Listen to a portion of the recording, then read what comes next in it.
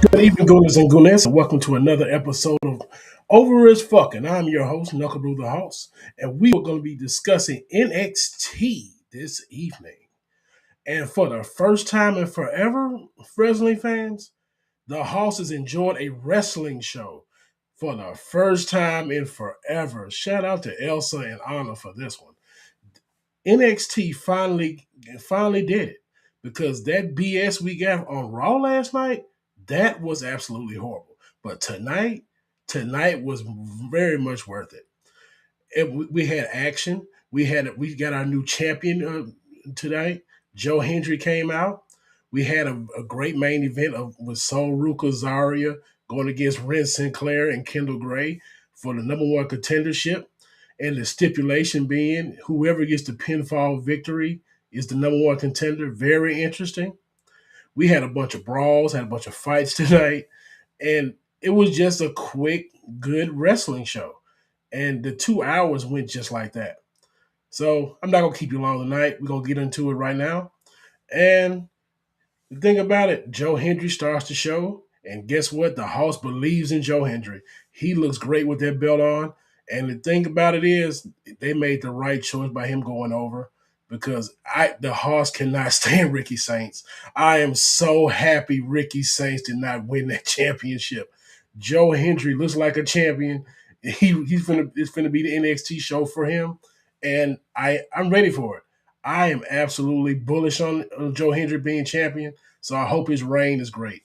Hopefully they book it correctly. All right, so Joe Hendry comes out. He cuts a championship promo. He comes in, he puts over the crowd. And he started talking about his acknowledgments, showing how he got to be over as fuck. You know the house loves this. So he tells us how his record went platinum across the world. He talks about how he won in the Indies. Then now he's talking about how he won the championship. This was a great promo from Joe Hendry. Great championship medal. Then the Vanity Project comes out and interrupts him. Jackson Drake is leading the charge. They end up jumping him.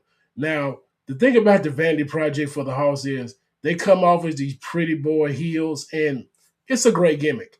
They pull it off nicely. There's some smallish looking cats, but they pull off this gimmick quite nicely.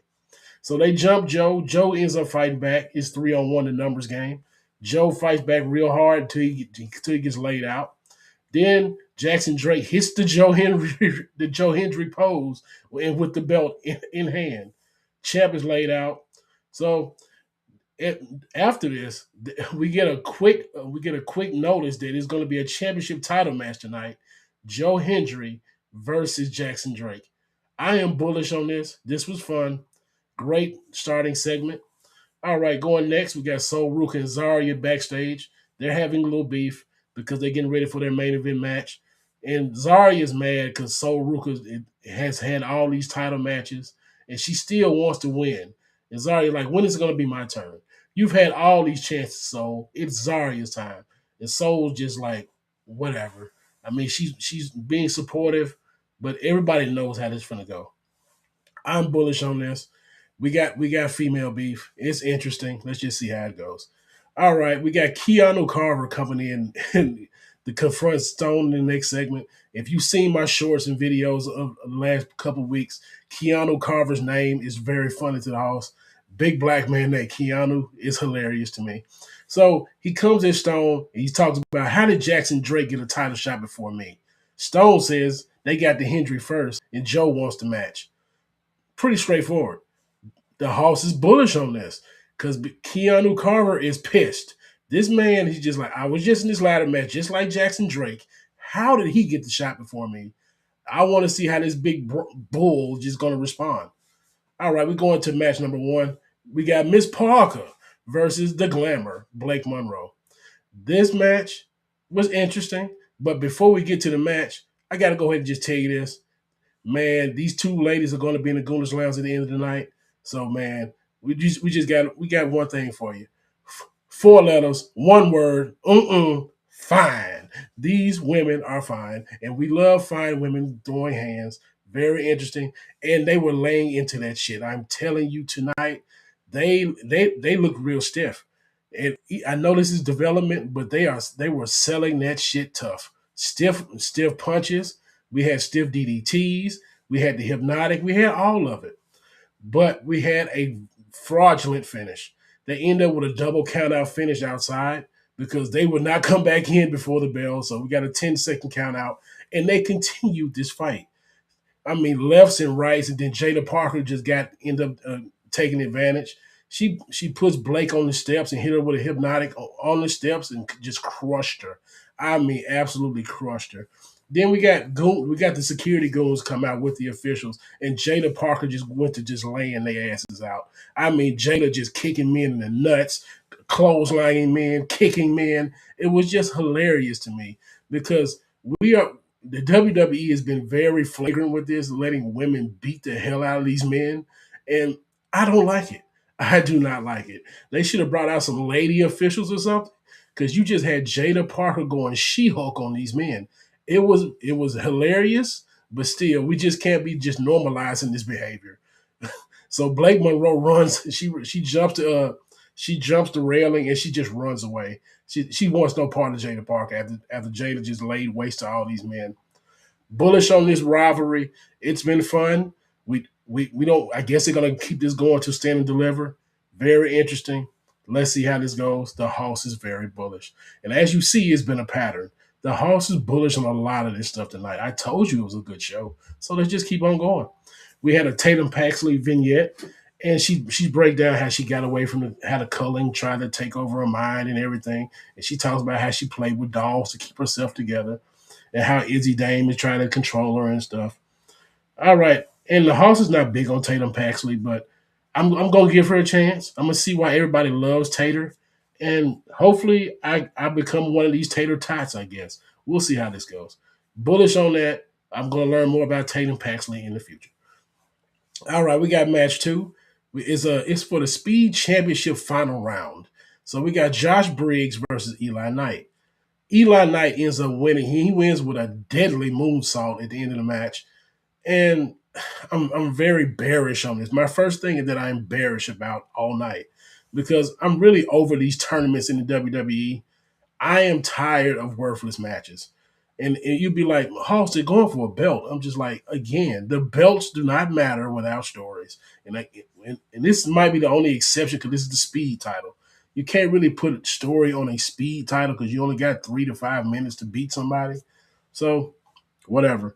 So Elio LaFleur is the other guy who made the finals, and so he confronts Knight in the ring, and they have words. Then big ass Jasper Troy comes in, the Speed Champion, the biggest man around here is the Speed Champion, which is so funny to me. He comes in and decimates these two men. I mean, he just laid waste to them with speed. So hey, Speed Champion, beat your ass with speed. Hey, it works. Jasper Troy decimated those men, even though I'm bearish on that. I do like seeing big ass men just throw these men around. So cool. All right. After that, we got a segment backstage. Stone is meeting with Lola Vice. Lola Vice is getting medical attention due to her hand, but Stone says he has a match for her with Kaylani Jordan, but Lola has to be cleared by medical. Lola says she wants her lick back against Kaylani, and she's not ducking no fight. Then we get official geeks coming in, and they tell Stone something is amiss. Next thing you know, Kaylani just storms in and ambushes Lola. I mean, just straight laid waste to Lola Vice. It wasn't even close. She up here just kicks her hand on file cabinets and stuff. Hilarious stuff. I mean, just Lola didn't see the fight. She's like, my hand, my hand. Man, I was in tears. This was so funny to me. It's just, you got these two small ass women just going there having a cat fight. So funny to me. So in the next room where Stone was going for this disturbance, Keanu Carver is up here just laying waste to a whole room of men. I mean, wrestlers, geeks, officials, whatever you want to call them. He laid waste to about 8 men in one room. And he was just in there just talking his shit. He's pissed. He's still pissed because Jackson Drake got their title shot. Man, I tell you what, they really are selling us Keanu Carver to be this world beater, and I hope he becomes that. I just hope he changes his finisher because you cannot be a world beater with that weak ass finisher I saw a couple weeks ago. It was ugly, disgusting. Need to get back to the drawing board on that one. He's too big to have that weak ass finisher. I don't even know what it's called. I know I don't want to see it again. Disgusting. But for this segment, bullish. I love seeing Lola Vice and Kaylani Jordan. Very great, very interesting. Again, the house loves seeing fine women fight. So if you're gonna have women fighting, bring your finest ones out. Great stuff. All right, we got a dark state segment coming up next, and they speaking on Tony D. They talking about how Tony D is alone, he has no family, and they're gonna handle him. Before we get to the rest, if NXT seems to have a big investment in Tony D'Angelo, the house is very bullish on Tony D'Angelo, even though I've rarely seen him, but he comes off as this universal threat. And if they're gonna keep highlighting him like this, he must gonna be the one to go after Joe Hendry in the future. I don't know. I can't wait to see it.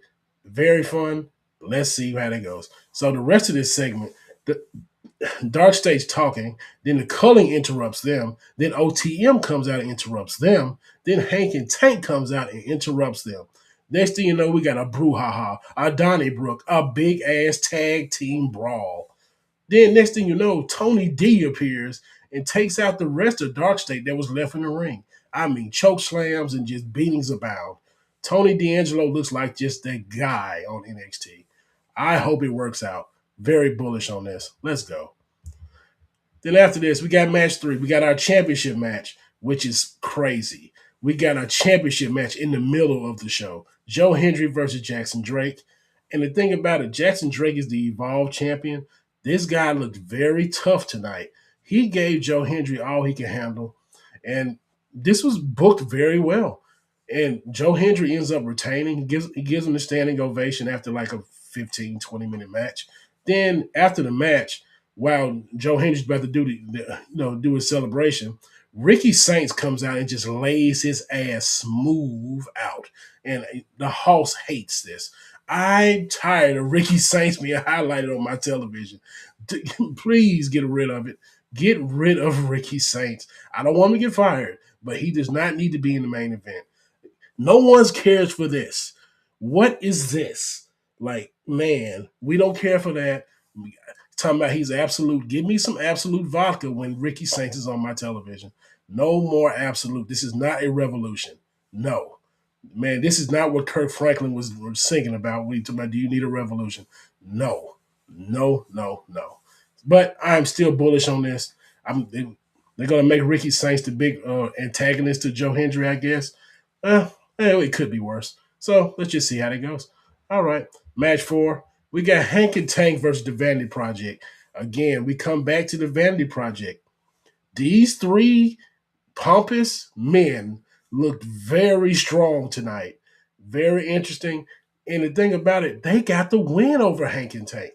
And it surprised me. But they had shenanigans. OTM and the Cullen come from backstage. They're yelling and fighting in front of security, got geeks outside. So Hank and Tank are distracted by this. You know, the old wrestling trope. If stuff is going on outside, someone's going to get distracted. Next thing you know, the Vanity Project, they're the smart ones. They take advantage of this, and they just knock out Tank.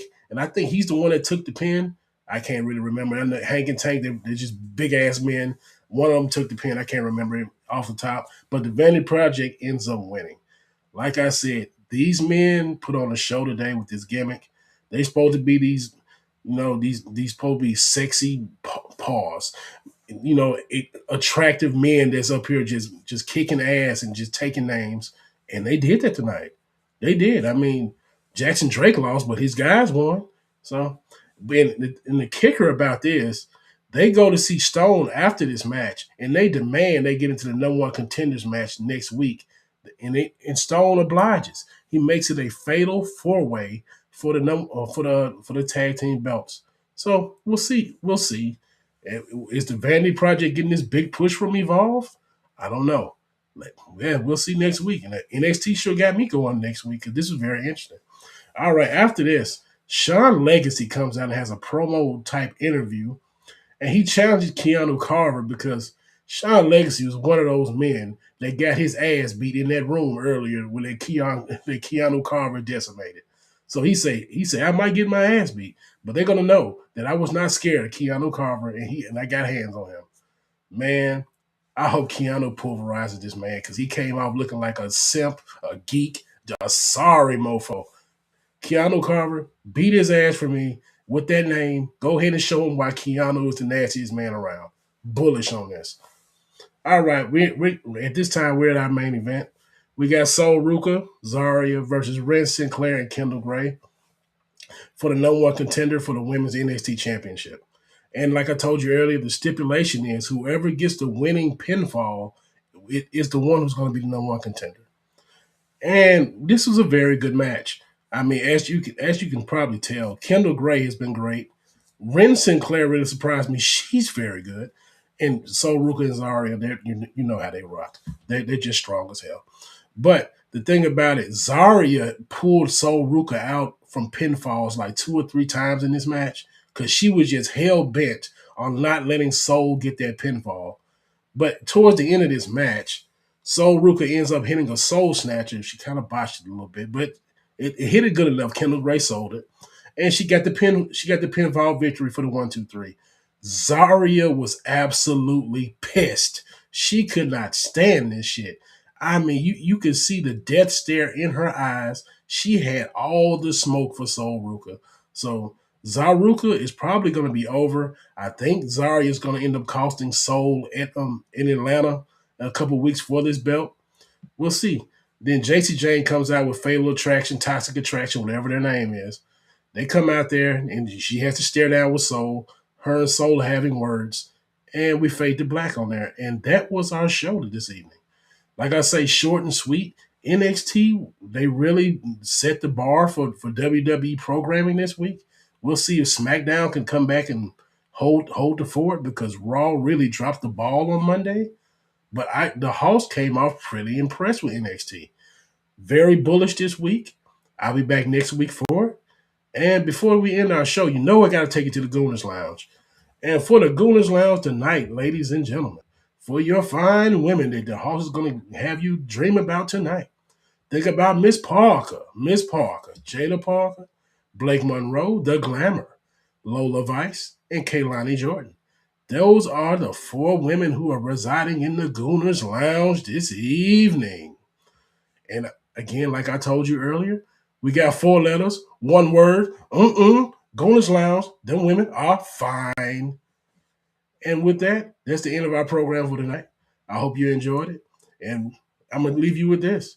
Even if you are down on your luck, that does not mean that you cannot be over as fuck. Have a good night, everybody.